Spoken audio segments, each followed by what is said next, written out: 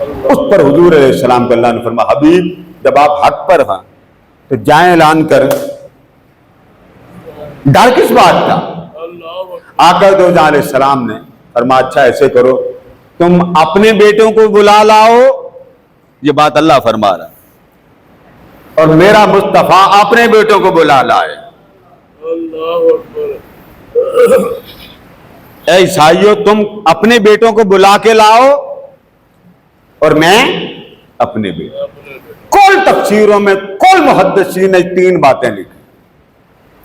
جب آپ نے فرمایا نا فَقُلْ تَعَالَوْا نَدْعُ أَبْنَاءَنَا وَأَبْنَاءَكُمْ وَنِسَاءَنَا وَنِسَاءَكُمْ وَأَنفُسَنَا, اے حبیب ان سے کہیں تم اپنے بیٹے لاؤ. آقا دو جہاں علیہ السلام جب جانے لگے, اب حضور کے تو بیٹے تھے نہیں, حضور کے بیٹے تو تھے نہیں. تاجدار کائنات نے فرمایا حسن و حسین میرے ساتھ چلو.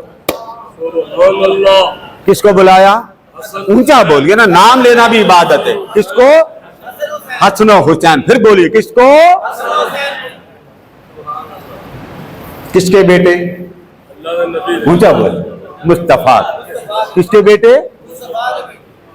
پھر فرمایا اب جہاں فرمایا بیٹوں کو بلا لاؤ, میں اپنے بیٹے کو بلا کے لاتا ہوں.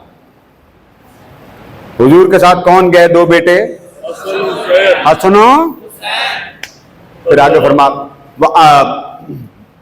پھر فرمایا عورتوں کو تم بلا کے لاؤ اپنی کو, میں اپنی عورتوں کو بلا. فرمایا بیٹی فاطمہ میرے ساتھ چلو. کتنے افراد ہو گئے؟ دو حسن و حسین اور ایک سیدہ. آگے فرمایا وَأَنفُسَنَا, تم ان کو کہو کہ تم اپنے آپ کو بلا لاؤ. وَأَنفُسَنَا میں اپنے آپ کو بلا کے لاتا ہوں. بیٹوں کو بلا لاؤ, حسن و حسین کو پکڑا. عورتوں کو بلا کے لاؤ, کسی اور عورت کو نہیں پکڑا. کائنات کی ایک ہی عورت تھی جو کل عورتوں میں سے ایک نمائندہ تھا, اور نام کیا تھا؟ سیدہ کائنات. تین ہو گئے. جب فرمانا وَأَنفُسَنَا وَأَنفُسَكُمْ, اپنے آپ کو بلا کے لاؤ.